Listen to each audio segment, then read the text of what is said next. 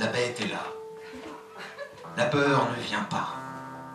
Et le monde se transforme dans une vision d'aquarelle. Il est là tout près, perché sur son rocher, et dans sa gueule, un petit objet se met à briller. Dans le lointain, l'œil de la nuit observe la vision à naître. Observe les deux protagonistes, les illuminant de tout son être. Une forêt pousse, des collines naissent autour du rocher, là où la bête est perchée. Immobilisé par un respect ancestral, toi, tu ne peux bouger. Tu restes là sur tes pieds bancals. Un monde naît autour de toi. Un monde où prophètes et poètes riment avec être. Tu n'as toujours été qu'un esprit trop grand, fermé de force dans un amas de chair et d'os, désarticulé, se brisant, entravé par le bien-pensant.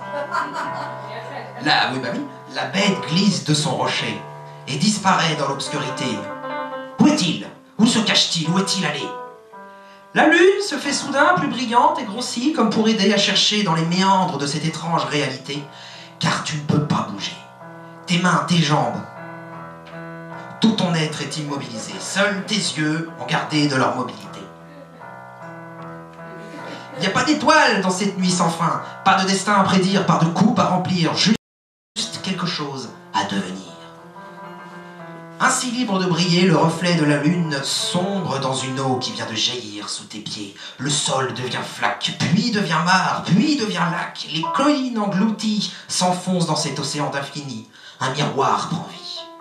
Tu es maintenant à l'envers du monde. Et à tes pieds est né un océan d'étoiles, brillantes comme un millier d'horizons, crépitantes, virevoltantes, dansantes, explosantes. Deux d'entre elles se font plus présentes et viennent jusqu'à toi. Sortent de l'eau accompagnés d'une gueule à fourrure béante. Il pousse, il grandit, il est maintenant devant toi. À travers ses yeux, tu apprends le sens du mot galaxie, Big Bang, constellation, planète, création. Tu te sens investi d'une vérité. Fini les questions, la vérité, la seule et unique vérité. Et tu te sens moins con. C'est vrai.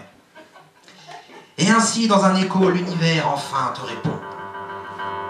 Puis t'oublies. Ouais, non, bah ça...